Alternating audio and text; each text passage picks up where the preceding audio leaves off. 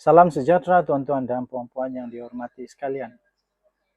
Perikatan Nasional kini hanya tinggal nama, PAS main dua kolam, bersatu sekadar hanya perisian politik ke sekarang ini. Salam sejahtera kepada anda semua. Hari ini saya ingin mengulas satu perkembangan politik yang semakin menghangatkan lagi suasana menjelang PRN Johor. Persoalannya mudah tuan-tuan dan puan-puan. Adakah Perikatan Nasional masih benar-benar wujud sebagai satu gabungan yang kukuh? Atau pada hari ini PN ini hanya tinggal nama semata-mata? Persoalan ini timbul selepas kenyataan yang telah dipetik oleh Harapan Daily mengenai gesaan daripada timbalan Presiden PAS sendiri, Datuk Seri Tuan Ibrahim Tuan Man, supaya penyokong-penyokong PAS mengundi calon Barisan Nasional di kerusi yang tidak ditandingi oleh Perikatan Nasional. Selain itu, Setiausaha Agung Amanah Muhammad Faiz Fazil turut mendakwa bahawa gesaan tersebut memberi isyarat PAS sedang mencari ruang untuk kembali bekerjasama dengan Barisan Nasional serta berpotensi menuntut tempat dalam pentadbiran negeri sekiranya gabungan itu membentuk kerajaan. Beliau menyatakan keadaan itu sebagai satu petunjuk konflik halatunju dalam PAS dan berisiko ini akan mewujudkan ketidakstabilan politik di Johor pada masa akan datang. Walaupun dakwaan ini merupakan satu pandangan politik yang dipetik dalam laporan media, tapi ini bukannya fakta yang telah diputuskan oleh semua pihak. Ia tetap menimbulkan persoalan yang wajar untuk dibincangkan. Kalau benar PAS sedang membuka pintu kepada UMNO, sebenarnya di mana kedudukan bersatu sekarang? Apakah kedudukan bersatu sekarang? Bukankah bersatu sebenarnya adalah gerakan kongsi utama PAS dalam Perikatan Nasional? Dan UMNO tidak ada kena-mengena dengan Perikatan Nasional. Bukankah selama ini penyokong PN diminta untuk mempertahankan gabungan tersebut sebagai satu alternatif kepada Barisan Nasional dan Pakatan Harapan?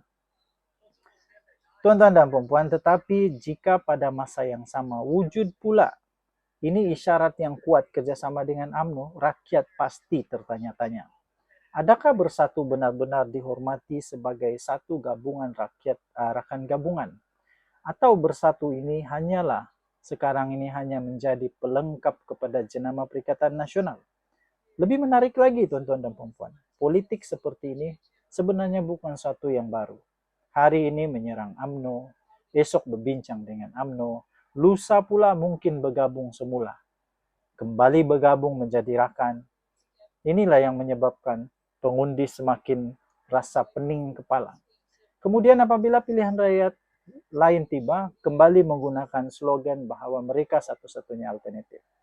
Inilah yang menyebabkan ramai rakyat semakin muak dengan politik lompat-lompat pendirian.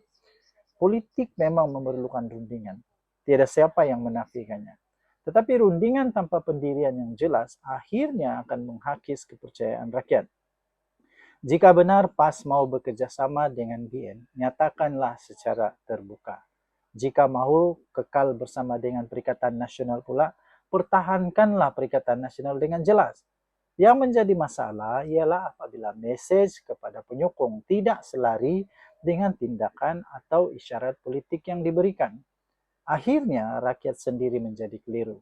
Mereka tidak lagi tahu siapa lawan sebenar, siapa kawan sebenar, dan siapa yang sebenarnya mengejar kuasa.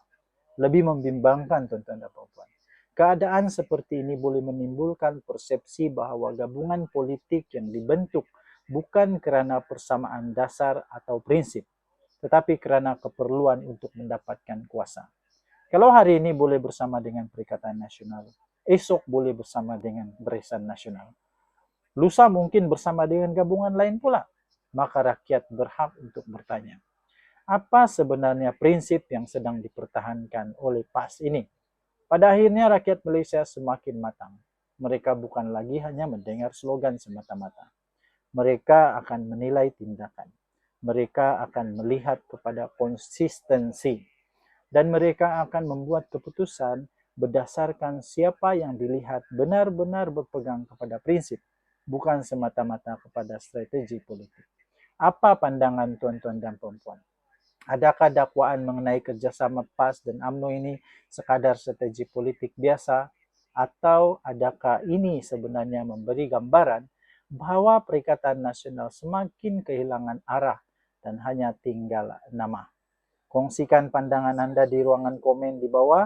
Jika anda suka analisis politik yang berasaskan hujah, berasaskan fakta yang dilaporkan, jangan lupa untuk like, share, dan subscribe. Terima kasih kerana menonton. Jumpa lagi dalam video-video yang akan datang. Bye-bye. Salam sejahtera tuan-tuan dan puan-puan. Ini adalah keputusan terkini yang baru kita terima, keputusan rasmi. Keputusan rasmi untuk rayuan pendakwaan Syed Saddiq bersalah atau tidak. Baru diperoleh sebentar tadi pukul 10 pagi daripada daripada biharian.com.my. Keputusannya, rayuan akhir pendakwaan kes Syed Saddiq sangat-sangat mengejutkan. Ini pasti membuat ramai orang lebih gemuruh, lebih lebih bertanya-tanya apa yang bakal berlaku kepada Syed Saddiq. Baru sebentar tadi saya memberikan video tentang keputusan, tentang makluman ataupun tentang kenyataan daripada peguam pendakwaan yang berkata melakukan yang terbaik untuk mendapatkan keadilan. Dan ini keputusan terkini rasmi, keputusan terkini rasmi Hakim Sakit. Keputusan rayuan akhir pendakwaan kes Syed Saddiq ditunda 13 Julai ini. Dalam satu situasi yang tidak dijangka, keputusan rayuan akhir pendakwaan terhadap pembebasan ahli Parlimen Muar, Syed Saddiq Syed Abdul Rahman, yang sepatutnya diputuskan hari ini, tiba-tiba saja terpaksa ditangguhkan pada 13 Julai ini. Ia berikutan seorang daripada hakim dalam panel 3 hakim Mahkamah Persekutuan itu, iaitu Datuk Cik Muhammad Ruzima Ghazali, bercuti sakit selama 2 hari. Perkara itu telah diumumkan sendiri oleh Presiden Mahkamah Rayuan, Datuk Seri Abdul Bakar Jais, di awal prosiding pada jam 9.30 pagi tadi, iaitu satu-satunya hakim yang menghadiri prosiding ini.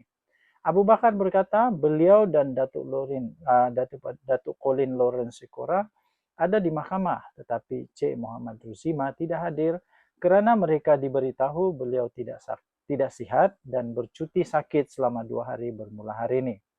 Katanya, kami sebenarnya sudah bersedia dengan keputusan. Tapi malangnya perkara yang tidak diduga ini berlaku pada hari ini. Bagaimanapun, kami bersedia untuk menyampaikan keputusan pada 13 Julai ini, katanya. Sebelum ini, pihak pendakwaan yang diketuai oleh Timbalan Pendakwa Raya Datuk Wan Saharudin Wan Ladin memohon keputusan Mahkamah Tinggi dikembalikan yang sebelum ini menjatuhkan hukuman penjara 7 tahun. Sebelum saya teruskan, izinkan saya untuk berkongsi manfaat sesama kita. Bagi anda yang sedang berikhtiar kerana ada sakit penyakit 3 serangkai, kencing manis, buah pinggang, darah tinggi, kolesterol, gout, apa saja penyakit termasuk penyakit saraf, penyakit lelaki, penyakit perempuan, kanser, mata, hati, apa saja. Saya ingin kongsikan produk daripada For Life Research, Transfer Factor. Produk ini adalah produk saintis yang boleh meningkatkan imun badan anda sehingga 437% kekuatan imun badan. Ini boleh membantu kita untuk melawan penyakit dan boleh sembuh dengan kekuatan imun badan. For Life ada banyak produk, bukan ini satu saja. Ada banyak contoh-contoh produk dia. Contohnya ini produk nama dia Glucoach. Glucoach ini khas untuk yang kencing manis. Kemudian glutamin pun ada, kemudian untuk mata pun ada, macam-macam ada. Jadi dia boleh meningkatkan imun badan anda sehingga 437% kekuatan melawan penyakit. Ianya sangat terbukti dengan laporan daripada saintis membuktikan bahawa ia ialah miracle molecule. Ini bukan produk tepi jalan. Ini produk saintis sangat-sangat berkesan, sudah terbukti secara klinikal, sudah dikaji, terbaik dan juga telah diterima oleh doktor-doktor di seluruh dunia, telah masuk di dalam Physician Desk Reference. Dia adalah bukan dadah, tidak ada kesan sampingan. Kementerian Kesihatan Malaysia juga telah menerima Transofactor sebagai selamat dan boleh diambil oleh sesiapa sahaja.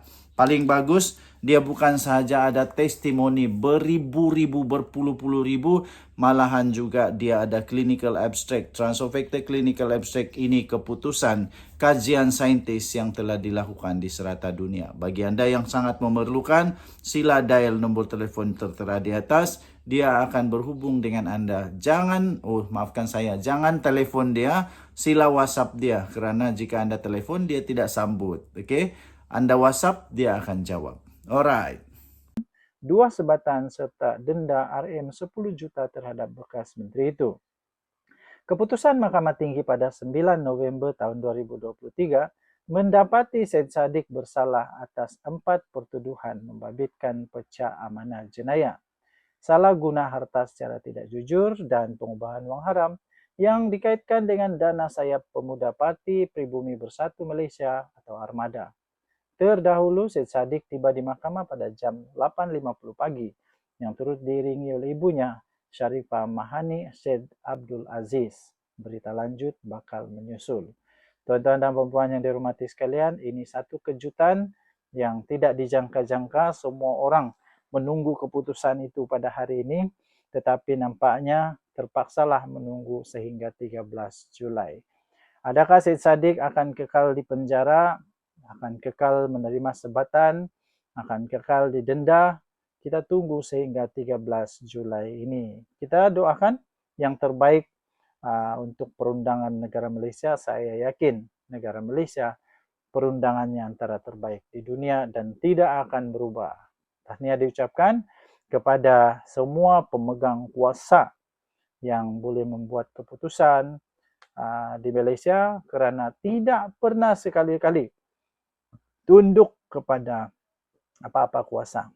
Di Malaysia, kita percaya nothing is above the law. Semua orang terikat dengan undang-undang dan semua orang mesti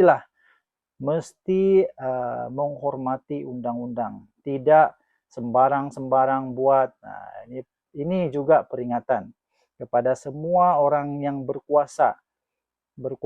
Semua orang yang ada akses kepada apa saja dana, supaya berhati-hati, jangan buat perkara yang menyalahi undang-undang. Tinggalkan komen tuan-tuan dan puan-puan, apa pendapat tuan-tuan dan puan-puan. Bagi saya, ini adalah satu kejutan, tapi pun kita tunggu saja. Oke, tinggalkan komen. Denyut Nadi Suara Rakyat bergema di channel ini. Jangan lupa tekan subscribe, like, share, dan kita jumpa lagi pada video akan datang. Bye-bye. Salam sejahtera, selamat pagi. Sekali lagi tuan-tuan dan puan-puan yang dihormati sekalian. Saya ingin kongsikan rahsia 11 manifesto BN yang gagal ditunaikan oleh On Hafiz. Ditulis oleh Wow Malaysia, Harapan Daily, Jun 29, 2026. Ini satu analisis artikel daripada Harapan Daily. 11 manifesto BN yang gagal ditunaikan oleh On Hafiz. On Hafiz gagal. On Hafiz diberi peluang selama sepenggal sebagai Menteri Besar, namun gagal menunaikan janji BN pada PRN Johor yang lalu. Ini merupakan 11 manifesto BN pada tahun 2022 yang gagal ditunaikan. Perkara pertama, Muar sebagai hub perabot negara. Manifesto tak relevan. Sudah dikenali sebagai bandar perabot Malaysia sejak tahun 2018 lagi. Itu adalah yang pertama, yaitu manifesto yang kononnya menjadikan Muar sebagai hub perabot negara, sedangkan sebenarnya Muar sudah pun dikenali sebagai bandar perabot Malaysia sejak tahun 2018 lagi. Nombor 2, untuk membangunkan Batu Pahat Barter Trade Port gagal dilaksanakan. JBI Logistik dan Second port logistik di Fasa membentangkan cadangan pada 13 April 2026. Nombor 3, wujudkan pasar borong digital di Johor. Ini gagal ditunaikan walaupun telah mengulangi janji itu sejak Disember tahun 2021. Nombor 4, pinjaman tanpa faedah RM 100 juta Bank Rakyat melalui inisiatif Johor Niaga. Ini gagal diteruskan. Kali terakhir pada Oktober 2021 iaitu sebelum PRN Johor. Nombor 5, RM 150 kepada pelajar sekolah rendah dan menengah bagi keluarga berpendapatan RM3.001 hingga RM7.000. Ini gagal ditunaikan dan hanya berjaya diberikan kepada pelajar OKU sahaja. Nombor 6, RM 500 kepada semua mahasiswa Johor B40. Ini gagal ditunaikan, yang diberikan hanyalah RM 200 sahaja. Nombor 7, menaikkan bantuan Jabatan Kebajikan Masyarakat kepada RM 500 dan ini gagal ditunaikan. Bantuan kasih Johor di bawah JKM hanyalah RM 200 sahaja. Nombor 8, memperluas klinik wakaf An-Nur ke setiap daerah dan hanya di 3 daerah sahaja, manakala 7 daerah lagi gagal ditunaikan. Nombor 9, mewujudkan Institut Wanita Johor. Ini gagal diwujudkan sama sekali. Nombor 10, RM 1.000 RM1.000 kepada orang muda Johor yang pertama kali berkahwin. Ini gagal ditunaikan dan hanya diberikan sebanyak RM400 sahaja. Nombor 11, menaikkan allowance Noja, Bilal, Imam, Siak. Ini gagal ditunaikan kerana tiada kenaikan selama sepenggal. Tuan-tuan dan puan-puan yang dihormati sekalian, itulah antara 11 manifesto BN yang telah gagal ditunaikan oleh On Hafiz. Dan artikel ini saya ambil daripada Harapan Daily 29 Jun 2026. On Hafiz gagal. Tuan-tuan dan puan-puan yang dihormati sekalian, bagaimana? Adakah masih ingin memilih beliau ataupun cuba dulu orang lain? Ya, tinggalkan komen tuan-tuan dan puan-puan yang dihormati sekalian. Kita jumpa lagi pada video-video yang akan datang. Bye-bye. Sebelum saya teruskan, izinkan saya untuk berkongsi manfaat sesama kita. Bagi anda yang sedang berikhtiar kerana ada sakit penyakit 3 serangkai, kencing manis, buah pinggang, darah tinggi, kolesterol, gout, apa saja penyakit termasuk penyakit saraf, penyakit lelaki, penyakit perempuan, kanser, mata, hati, apa saja. Saya ingin kongsikan produk daripada 4Life Research, Transofactor. Produk ini adalah produk saintis yang boleh meningkatkan imun badan anda sehingga 437% kekuatan imun badan. Ini boleh membantu kita untuk melawan penyakit dan boleh sembuh dengan kekuatan imun badan. 4Life ada banyak produk, okey, bukan ini satu saja. Ada banyak contoh-contoh produk dia. Contohnya ini produk nama dia Glucoach. Glucoach ini khas untuk yang kencing manis. Kemudian glutamin pun ada, kemudian untuk mata pun ada, macam-macam ada. Okey, jadi dia boleh meningkatkan imun badan anda sehingga 437% kekuatan melawan penyakit. Ianya sangat terbukti dengan laporan daripada saintis membuktikan bahawa ia ialah miracle molecule. Ini bukan produk tepi jalan. Ini produk saintis sangat-sangat berkesan, sudah terbukti secara klinikal, sudah dikaji, terbaik dan juga telah diterima oleh doktor-doktor di seluruh dunia, telah masuk di dalam Physician Desk Reference. Dia adalah bukan dadah, tidak ada kesan sampingan. Kementerian Kesihatan Malaysia juga telah menerima Transofactor sebagai selamat dan boleh diambil oleh sesiapa sahaja. Paling bagus Dia bukan sahaja ada testimoni beribu-ribu, berpuluh-puluh ribu, malahan juga dia ada clinical abstract. Transofecta clinical abstract ini keputusan kajian saintis yang telah dilakukan di serata dunia. Bagi anda yang sangat memerlukan, sila dial nombor telefon tertera di atas. Dia akan berhubung dengan anda. Jangan telefon dia, sila WhatsApp dia. Kerana jika anda telefon, dia tidak sambut. Okay? Anda WhatsApp, dia akan jawab. Alright. Salam sejahtera tuan-tuan dan puan-puan, selamat pagi sekali lagi. Ini ada satu berita daripada Harapan Daily. Lagi pelik lah, semakin pelik Bersatu dipermain-mainkan. Semakin pelik PAS sekarang.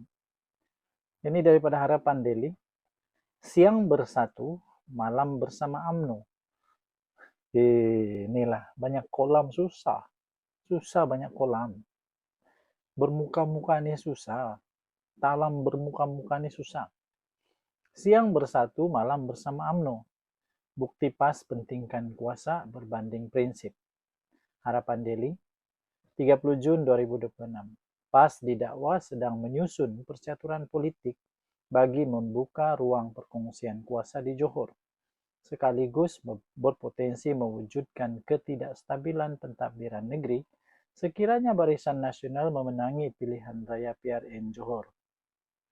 Setiausaha Agung Amanah, Muhammad Faiz Fadzil, berkata beberapa kenyataan pemimpin tertinggi PAS sejak kebelakangan ini menunjukkan parti itu lebih mengutamakan percaturan kuasa berbanding prinsip politik yang konsisten.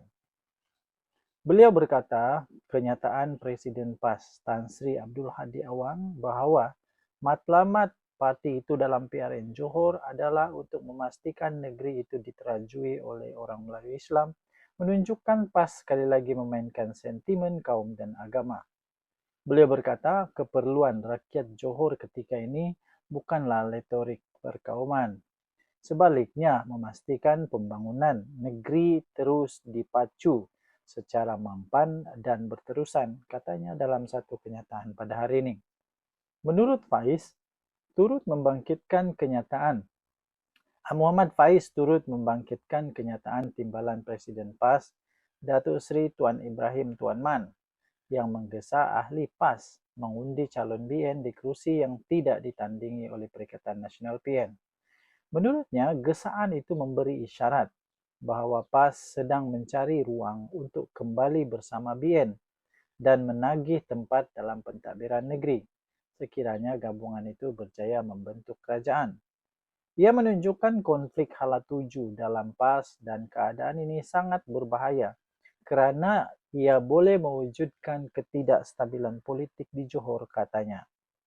Beliau mendakwa PAS mempunyai rekod sebagai parti yang menjadi punca ketidakstabilan politik negara, termasuk penglibatannya dalam langkah Sheraton yang menjatuhkan Kerajaan Pakatan Harapan PH pada tahun 2020.